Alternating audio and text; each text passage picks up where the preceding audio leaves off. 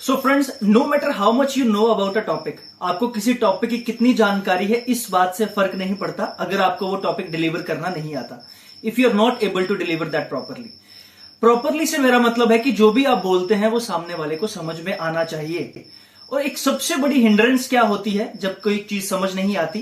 That is the speed, the words पर minute. कई बार हम कोई चीज उतनी तेजी से बोल देते हैं कि वो सामने वाले को समझ नहीं आती। आज इस लेक्चर में हम यही डिस्कस करने वाले हैं कि हम ऐसा क्यों करते हैं, हम तेज क्यों बोलते हैं, इसको करेक्ट कैसे किया जाता है, क्या अलग अलग सिनेरियोज आते हैं जहां पे हम तेज बोलते हैं। ऐसा भी नहीं होता कि हर जगह आपकी स्पीड सेम रहती है। घर में आपकी स्पीड कुछ और हो सकती है, किसी एजुकेशनल इंस्टीट्यूट में, या फिर जब आप स्टेज पे बोलते हैं वहां पे आपकी स्पीड डिफर कर सकती है, फ्रेंड्स के साथ स्पीड डिफर कर सकती है। ये सारी की सारी चीजें आज के इस लेक्चर में डिस्कस करेंगे। बट सबसे पहले मुझे आप ये बताइए, कल मैंने कुछ टास्क दिए थे आपको करने के लिए पिछले लेक्चर्स में। आई होप कि आपने वो टास्क किए होंगे। टास्क क्या थे कि आपको आपकी इंट्रोडक्शन स्पीच और थैंक यू स्पीच रिकॉर्ड करके सुननी थी। आई होप आपने सुनी होगी। और जो एक फॉर्म दिया था मैंने फिल करने के लिए, वो फॉर्म फिल किया होगा। अब उस फॉर्म को खोलिए और एक बार देखिए, वहां पे अगर आपने स्पीड वाले कॉलम के आगे लिखा है फास्ट, कि आप तेज बोलते हैं, या फिर मीडियम, तो ये लेक्चर आपके लिए होने वाला है। जस्ट नो योर सेल्फ, आप एक सेल्फ अवेयर हो जाइए कि क्या क्या प्रॉब्लम्स हैं, क्या वीकनेसेस हैं, वो करेक्ट करते हैं। First let us become a proper speakers, उसके बाद हम पब्लिक स्पीकिंग में भी जाएंगे। जैसे जैसे लेक्चर्स आगे बढ़ते जाएंगे थोड़ा सा लेवल ऑफ डिफिकल्टी बढ़ता जाएगा। जैसे फर्स्ट लेक्चर में हमने सिर्फ एग्जीक्यूशनल टास्क किए थे, आज साइकोलॉजिकल प्लस एग्जीक्यूशनल दोनों टास्क करेंगे। So guys, welcome to ME5. Welcome to this 10 days challenge of public speaking. My name is Abhishek Sharma and I'm your guide to this challenge. Start करते हैं हमारे as usual prayers से. Whatever I will say, please repeat with me. I am very confident. I am very confident. मैं जो चाहता हूं वो मैं करता हूं. मैं जो चाहता हूं वो मैं करता हूं. I am very happy. I am very happy. I am very happy. I will do it. I will do it. Start करते हैं हमारा आज का लेक्चर। सबसे पहले जानते हैं कि हम तेज बोलते क्यों हैं। Let me tell you my story. मैं भी बहुत तेज बोलता था। अगर मेरे वर्ड्स पर मिनट की अगर आप स्पीड देखेंगे, एक एप्लीकेशन भी आता है, एंड्रॉइड एप्लीकेशन आता है जहां पे आप वर्ड्स पर मिनट देख सकते हैं। जब मैंने स्टार्टिंग में उसमें नोट डाउन किया था तो मेरी स्पीड एवरेज से बहुत ज्यादा थी। जो एक रेगुलर स्पीड होनी चाहिए उस स्पीड से बहुत ज्यादा स्पीड थी। फिर उसको इंप्रूव कैसे किया, कितनी स्पीड सही रहती है, ये देखते हैं। तो स्टार्ट करते हैं। हम सबसे पहले जानते हैं कि psychological reasons why we speak fast. There are 3 major psychological reasons जिसकी वजह से हम तेज बोलते हैं। सबसे पहले कि हमारे दिमाग में मल्टीपल थॉट्स होते हैं। We have multiple thoughts going on in our brain, जिसकी वजह से हम तेज बोलते हैं, हम जल्दी खत्म करना चाहते हैं। ये एक रीजन होता है। सेकंड रीजन क्या होता है? That is we have some unclear thoughts in our brain. जब भी हमें कुछ टॉपिक दे दिया जाता है बोलने के लिए, अगर हम उसके लिए प्रिपेयर्ड नहीं है तो हमारे दिमाग में बहुत सारे थॉट्स होंगे दैट आर अनक्लियर्ड। कुछ लोग हैबिचुअल होते हैं तेज बोलने के लिए, वो तेज बोलते हैं, उनकी हैबिट होती है वैसी। यही टोटल 3 रीजन होते हैं जिनकी वजह से कोई भी इंसान तेज बोलता है। इन 3 रीजंस के साथ मैं 2 सिनेरियोज भी आपको एक्सप्लेन करूंगा, 2 केसेस आपको एक्सप्लेन करूंगा कि किन केसेस में हम तेज बोलते हैं। आप 2 केसेस लीजिए। एक हाइपोथेटिकल सिचुएशन इमेजिन करते हैं। केस 1, जहां पे आपको एक टॉपिक दिया गया है, जहां पे आपको किसी टॉपिक के बारे में बोलना है जिसके लिए आप प्रिपेयर्ड हैं। जैसे कि मैंने आपको इंट्रोडक्शन और थैंक यू स्पीच के लिए बोला था, आई होप कि आप उसके लिए प्रिपेयर्ड हैं। जब आप उस टॉपिक को रिसाइट करेंगे, उस टॉपिक को बोलेंगे, तो आपकी स्पीड बिल्कुल नॉर्मल होगी। Just do it, you will get to know. लेकिन अगर अभी मैं कोई आपको ऐसा टॉपिक देता हूं केस 2 में, जिसके लिए आप प्रिपेयर्ड नहीं है, वहां पे आपकी स्पीड कुछ भी हो सकती है। हो सकता है आप बिल्कुल चुप हो जाए, हो सकता है आप बिल्कुल फास्ट बोलने लगे। तो ये 2 सिनेरियो से मैं आपको एक्सप्लेन करना चाहता था कि साइकोलॉजिकली क्या इंपैक्ट होता है, कैसे हमारा ब्रेन जो है हमारी बॉडी को या फिर हमारे वर्ड्स पर मिनट को इंक्रीज करता है। तो यही रीजंस होते हैं mainly. Now let us discuss कि how to correct our speed. Number 1 thing is listen to yourself. आपने जो रिकॉर्डिंग की है उसको अच्छे से सुने एक बार, और एक एक वर्ड पे फोकस करें। जस्ट सी कि आपने हर वर्ड को प्रॉपरली खत्म किया या नहीं किया। हम तेज जब भी बोलते हैं तो क्या होता है कि हम हर वर्ड के लास्ट वाला जो लेटर है उसको नहीं रिसाइट करते, उसको बोलते ही नहीं है। तो आपको करना क्या है, यहां पे हर वर्ड को ध्यान से सुनना है, और नेक्स्ट टाइम जब आप रिकॉर्ड करोगे सेम स्पीच, कोशिश करनी है कि आप हर वर्ड को खत्म करें। आप हर एक लास्ट का जो लेटर है उसको कंप्लीट करें। ये फर्स्ट स्टेप होगा आपका, आपकी स्पीड को कंट्रोल करने के लिए। सेकेंड थिंग जिससे आप अपनी स्पीड को करेक्ट कर सकते हैं, that is speak loudly. Yes, मैं आपको ये बताता हूं करके कैसे करते हैं। सपोज जब भी हम तेज बोलते हैं तो हम थोड़ा सा अपनी पिच को स्लो कर लेते हैं, थोड़ा सा धीरे कर लेते हैं, अपनी पिच को लो कर लेते हैं। कैसे? कि सपोज अगर मुझे तेज बात करनी है तो मुझे इस पिच में बात करनी पड़ेगी, अगर मैं इससे ज्यादा पिच बढ़ाऊंगा तो मैं तेज बोल ही नहीं पाऊंगा। जस्ट लुक एट इट कि अगर मैं इस स्पीड में बात करूंगा या फिर मुझे इतनी जोर से बोलना है तो मैं तेज बोल ही नहीं सकता। अगर आपको ये मजाक लग रहा है तो आप अपनी वीडियो को अभी रोकें और just try it, just try कि एक बार जोर से बोल के देखिए, आप कभी भी तेज बोल ही नहीं पाएंगे।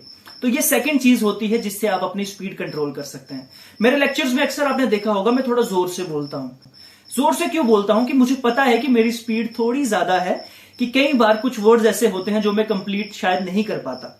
अब उसके लिए मैं क्या करता हूं, जब भी रिकॉर्ड करता हूं जोर से बोलता हूं ताकि मेरी स्पीड उस लेवल पे आ जाए जिस लेवल से आपको अच्छे से समझ आ सके चीजें। तो ये एक मेरा ट्रिक है जो मैं यूज करता हूं, जोर से बोलता हूं ताकि मेरी स्पीड कंट्रोल में आ सके। जो फर्स्ट ट्रिक मैंने बताई थी दैट वाज कि हर वर्ड को कंप्लीट करता हूं ताकि मेरे सारे वर्ड्स आपको समझ में आ सके। एक और ट्रिक है, थर्ड ट्रिक है लिसन टू म्यूजिक। आप म्यूजिक सुनना शुरू करें, आप बीट पे फोकस करना शुरू करें। अगर आपके पास फ्री टाइम है, मुझे अक्सर बच्चे पूछते हैं सर कब प्रैक्टिस करें, अब तो स्कूल शुरू हो रहे हैं कल से, अब तो हमें होमवर्क करना है, ट्यूशन सेंटर ज्वाइन कर लिए हमने, वहां जाना पड़ता है, तो कब प्रैक्टिस करेंगे, रिकॉर्डिंग का टाइम नहीं मिलता।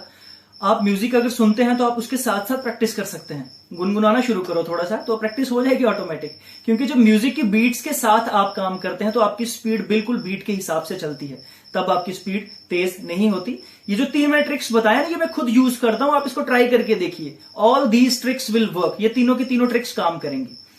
देखिए 2 सिनेरियोज मैंने आपको बताए थे। एक ऐसा सिनेरियो जहां पे आपको प्रिपरेशन का टाइम मिलेगा कि आपको स्पीच दी जा रही है, आप उसको प्रिपेयर करके आइए, फिर आप उसको बोलिए। और एक ऐसा केस जहां पे आपको प्रिपरेशन का टाइम नहीं मिलेगा।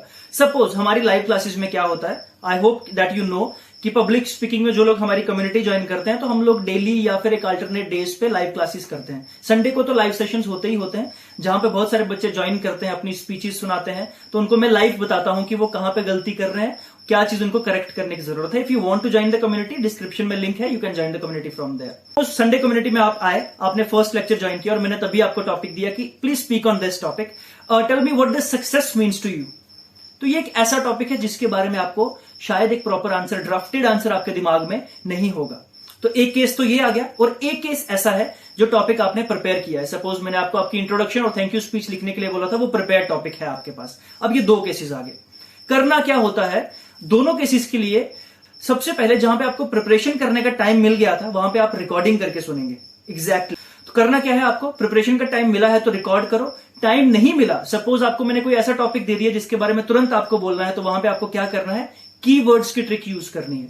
कीवर्ड्स ट्रिक क्या होती है, आपको अपने दिमाग में 5, 7, 10 कीवर्ड सोचने हैं उस टॉपिक के इर्द गिर्द। सक्सेस, ओके सक्सेस, क्या success means fame to me, means money to me, क्या कोई ऐसी चीज जो that I love to do, अगर मैं वो करता हूं, इज दैट सक्सेस। तो अगर ये सारी चीजें 3-4 कीवर्ड्स मेरे दिमाग में आ गए, फिर मैं इनके इर्द गिर्द अपनी स्पीच को ड्राफ्ट कर सकता हूं। नॉलेज और रिसर्च एक हमारा और लेक्चर होगा जहां पे एग्जैक्टली यू विल नो कि किस तरह से स्पीच लिखी जाती है, कैसे रिसर्च करते हैं, कंटेंट कैसे लिखा जाता है, वो मैं आपको वहां पे बताऊंगा एग्जैक्टली। बट अगर आपके पास उतना टाइम नहीं है और वो चीज आपको नहीं आती अभी करना, आपको कीवर्ड्स ट्रिक यूज करनी है, दिमाग में कीवर्ड्स सोचने हैं, उस कीवर्ड्स के इर्द गिर्द अपनी स्पीच बनानी है। Now comes the task of the day, कि आज कौन सा टास्क मैं आपको देने वाला हूं। सबसे पहले जिन लोगों ने अपनी थैंक यू और इंट्रोडक्शन स्पीच कंप्लीट नहीं की, वो कंप्लीट करें, उसको रिकॉर्ड करें और बार बार सुने। देखिए अगर आपने ये टास्क नहीं किए तो इस 10 डेज चैलेंज का कोई बेनिफिट होने वाला नहीं है। आपको ये टास्क कंप्लीट करने पड़ेंगे, तभी आप इस 10 डेज चैलेंज में सक्सेसफुल हो पाएंगे। अब आपने ये चैलेंज ले ही लिया है तो टास्क भी कर लीजिए। This task won't take more than 10 minutes आपके डेली लाइफ में, कि 10 मिनट से ज्यादा टाइम नहीं लेने वाले। अब आपको क्या करना है, इस थैंक यू और इंट्रोडक्शन स्पीच के बीच में जो बॉडी है वहां पे कोई एक टॉपिक फिट करना है। कोई भी टॉपिक ले लीजिए, अपने मनपसंद टॉपिक, कोई भी। इंडिया के बारे में बोलना चाहते हैं आप, दिल्ली के बारे में बोलना चाहते हैं आप, जम्मू के बारे में बोलना चाहते हैं आप, उड़ीसा के बारे में बोलना चाहते हैं आप, या कुछ भी टॉपिक आप ले सकते हैं। Family, friends, success, what ever you want, वो टॉपिक लीजिए, उसके ऊपर कुछ थोड़ी सी स्पीच लिखिए और उसकी प्रैक्टिस करिए और देखिए कि आपकी स्पीड कैसी होती है। और एक टॉपिक आपको लेना है, जस्ट रैंडम टॉपिक, कुछ भी, और उसके ऊपर तुरंत स्पीच रिकॉर्ड करिए। इस सेशन के खत्म होते ही एक टॉपिक लीजिए, उसके ऊपर स्पीच रिकॉर्ड करिए और देखिए आपकी प्रिपरेशन के बाद स्पीड कितनी है और प्रिपरेशन के पहले स्पीड कितनी है। अगर सेम है तो फिर सही है, अगर सेम नहीं है then you need to work on this. जो ट्रिक्स मैंने बताए, इस वीडियो को दोबारा पीछे करके उस ट्रिक्स को दोबारा देखिए और उन ट्रिक्स को प्रैक्टिस करिए, एंड आई एश्योर यू कि आपकी स्पीड कंट्रोल होगी। जो भी बेस्ट स्पीड है वहां तक आप पहुंच जाएंगे। नाउ द लास्ट सेगमेंट इसकी कौन सी स्पीड बेस्ट है, कैसे पता लगेगा? जस्ट रिमेंबर दिस थिंग, जब तक आपके सारे वर्ड्स क्लियरली आप डिस्क्राइब कर पा रहे हैं, आपके सारे वर्ड्स क्लियरली आपके मुंह से निकल रहे हैं और सामने वाले को समझ में आ रही है, तो वो स्पीड सही है। चाहे थोड़ी सी तेज भी है, बट अगर आपके वर्ड्स क्लियर हैं, अगर आपका एंड वाला लेटर आप अच्छे से प्रोनाउंस कर रहे हैं, तो वो स्पीड एक्यूरेट स्पीड मानी जाएगी पब्लिक स्पीकिंग के लिए। तो आई होप कि आपको स्पीड वाला लेक्चर अच्छे से समझ आया हो। अब कल हम बात करेंगे फिलर्स के बारे में। हम बात करते करते कई बार ऐसे करते हैं ना कि तो ये जो होते हैं ये फिलर्स होते हैं। कल इनके बारे में बात करेंगे, साइकोलॉजिकली भी और एग्जीक्यूशनल वे में भी, कि इसको कैसे ठीक किया जा सकता है और फिलर्स आते क्यों हैं। So guys, stay with us for this 10 days challenge and I assure you will become a better public speaker than you are today. So thank you friends.